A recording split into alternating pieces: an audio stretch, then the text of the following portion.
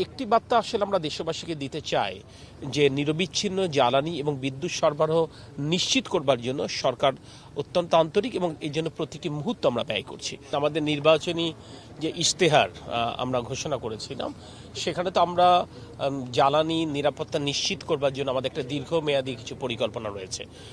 দীর্ঘদিন যাবৎ এই রাষ্ট্রের সম্পদ ব্যয় করে তো কিছু প্রজেক্ট হচ্ছে, যে প্রজেক্টগুলো এখনো পর্যন্ত ফুল ক্যাপাসিটিতে চালু হয়নি, যেটা স্পিএম নিয়ে আমরা কথা বলছি, তাই না, সিঙ্গেল পয়েন্ট মোরিং।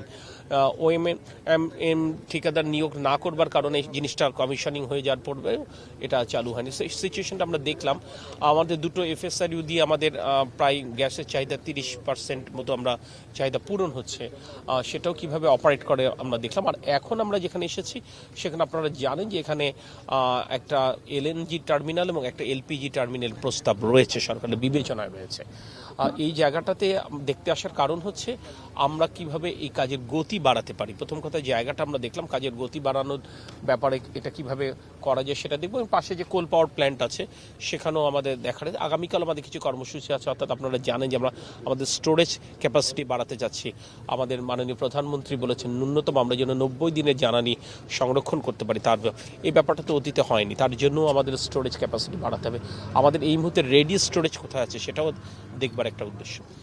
এর মাধ্যমে একটি বার্তা আসলে আমরা দেশবাসীকে দিতে চাই যে নিরবিচ্ছিন্ন জ্বালানি এবং বিদ্যুৎ সরবরাহ নিশ্চিত করবার জন্য সরকার অত্যন্ত আন্তরিক এবং এই জন্য প্রতিটি মুহূর্ত আমরা ব্যয় করছি।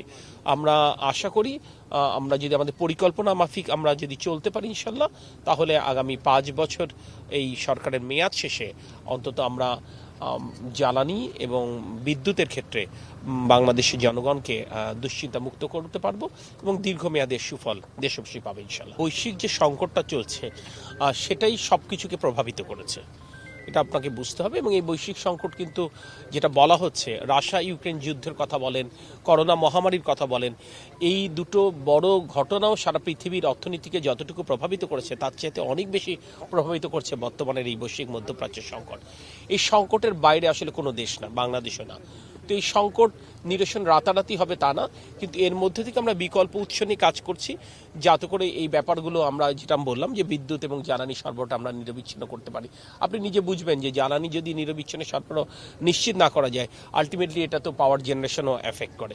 তো সেই ব্যাপারগুলো নিয়ে আমরা কাজ করছি। আপনারা তো জানেন যে কয়লা তো আনলোড হচ্ছে, এখন কয়লা আনলোড হচ্ছে, এবং এটা যারা পাওয়ার জেনারেশন করছেন আমরা তাদের সাথে সার্বিকভাবে যোগাযোগ রাখছি। তাদের পাইপলাইনে তাদের কি কি আছে, কোন জাহাজগুলো আছে, আগে তারা যেটুকু বলতেন আমরা সেটুকুর উপরেই আস্থা রাখতাম, কিন্তু এখন আমাদের মন্ত্রণালয় বলেন, আমাদের বাপেক্স বলেন, আমাদের পেট্রোবাংলা বলেন, এরা প্রত্যেকেই কিন্তু নিবিড়ভাবে টোটাল প্রক্রিয়াটা পর্যবেক্ষণ করছেন যাতে কোনোভাবে দেশবাসী কোনো ধরনের সংকটের মধ্যে নিপতিত না হয়।